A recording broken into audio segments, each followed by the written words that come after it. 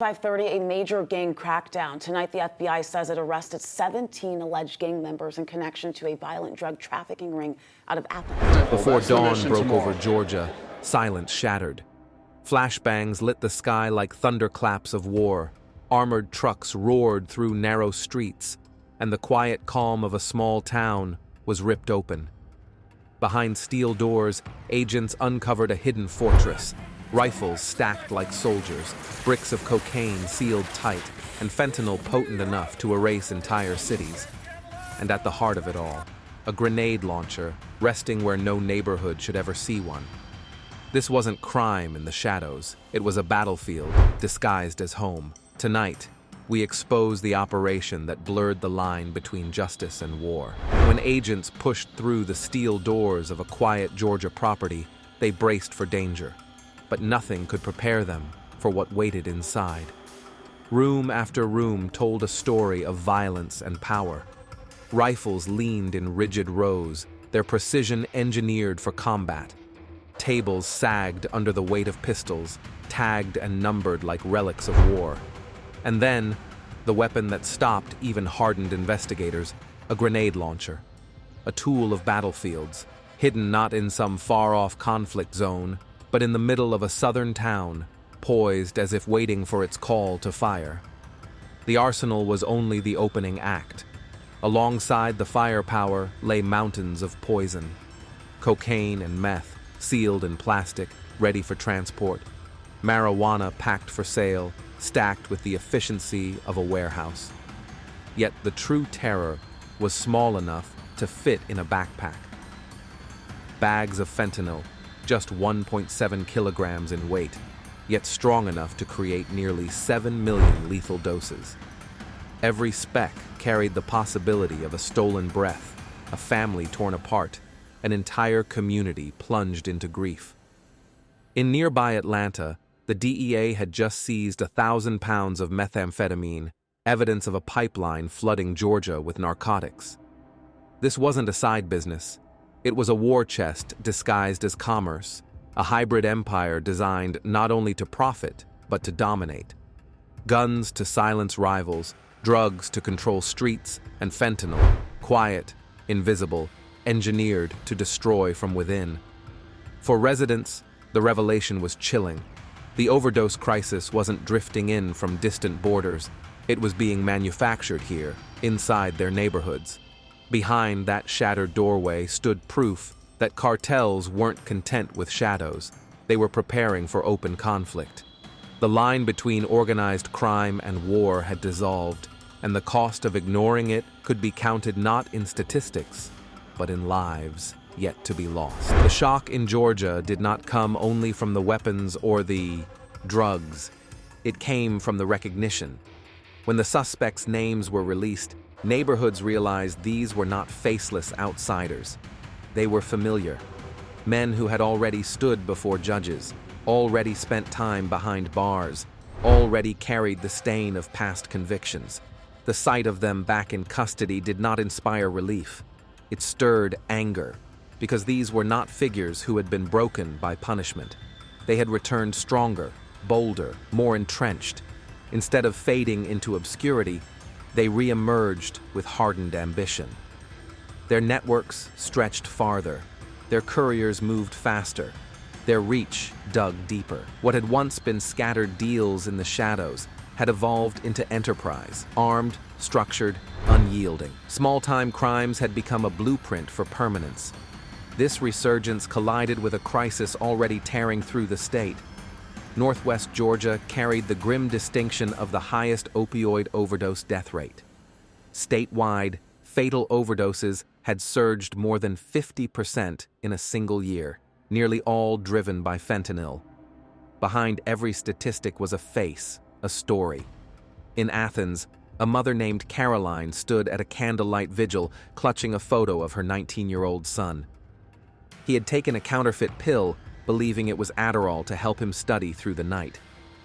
Within hours, he was gone. He thought it was safe.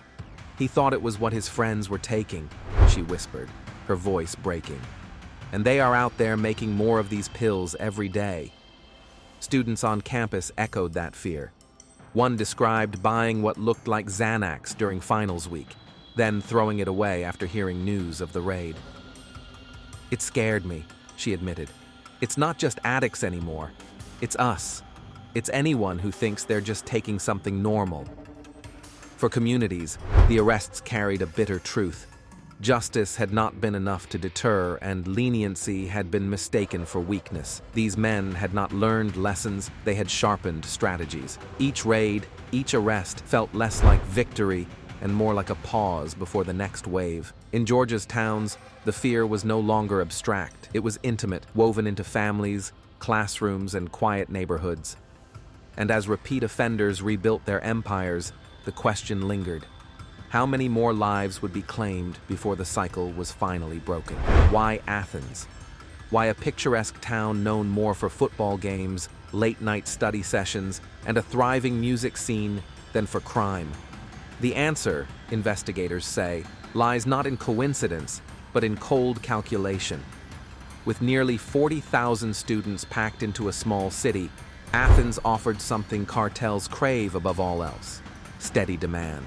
They're taking a counterfeit when in fact it was made by a criminal organization, and there's over 2 milligrams of fentanyl in these pills. To cartel leaders, the university wasn't an institution of learning, it was a ready-made marketplace. Counterfeit pills, pressed to look like Adderall, Xanax, or common painkillers, were tailored to blend seamlessly into campus life.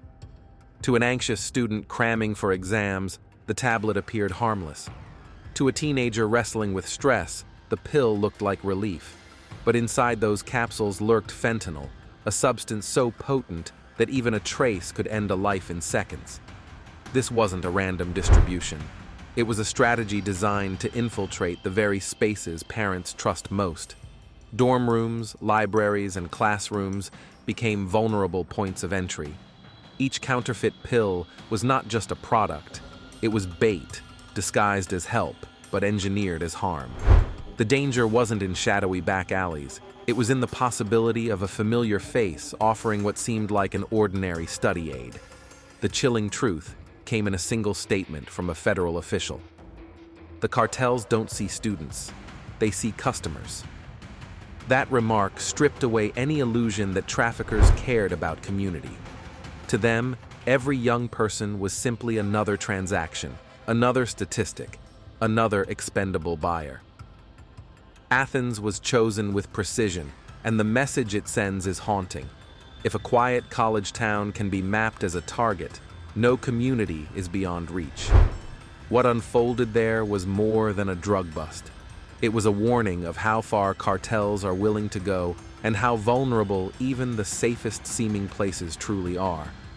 Hit the like button, share this video with friends, and help us spread awareness. Together, we can expose the hidden truth. The storm that swept across Georgia on September 13, 2025, was years in the making.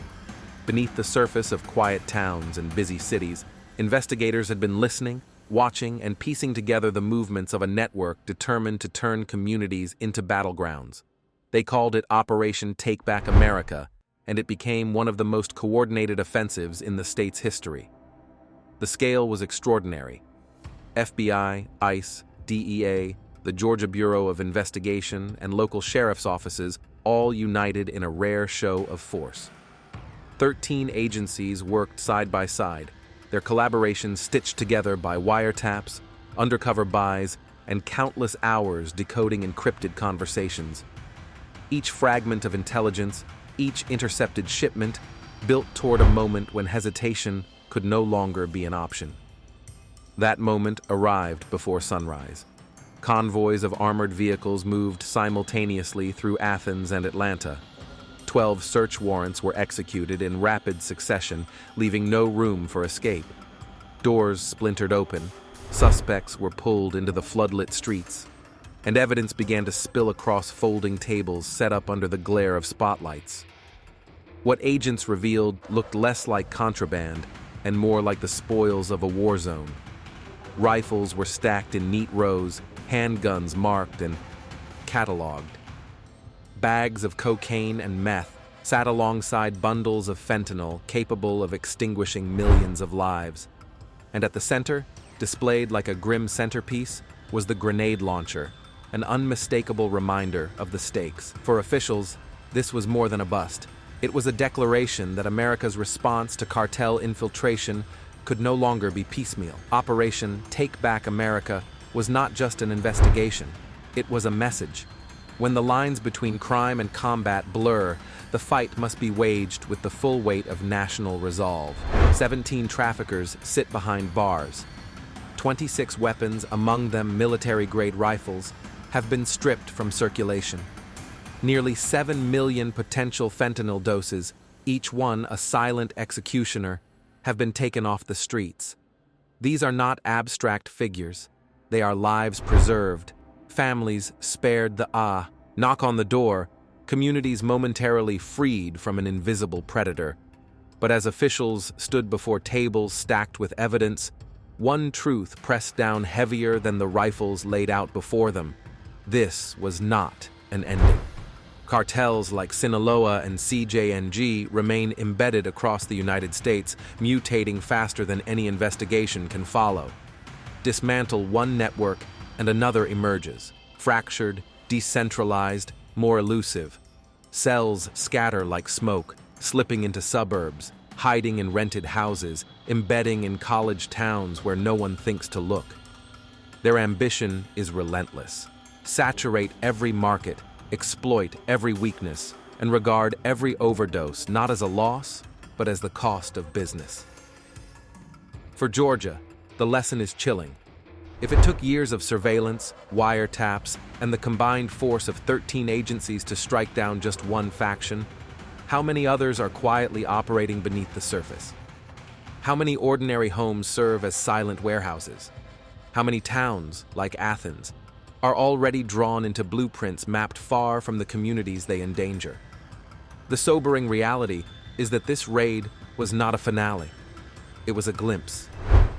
Each operation delivers a breath of relief, yet the structure remains, ready to reassemble, ready to adapt. What unfolded in Georgia is less a conclusion than a warning flare in the night. The lingering question is not whether law enforcement can act again. It is whether America is willing to confront this not as scattered crime, but as a war already embedded in its neighborhoods. The evidence told a story, but the warning rang louder than any headline. A single pill could masquerade as medicine. A packet of powder could pass as harmless. Yet even experts admitted they couldn't always tell the difference. Every dose carried not just the risk of death, but the mark of an empire that sees human lives as expendable. And there, at the center of it all, sat the grenade launcher. Not just a weapon, but a declaration. The cartels aren't preparing for business. They're preparing for war. The twist? That war isn't coming. It's already here.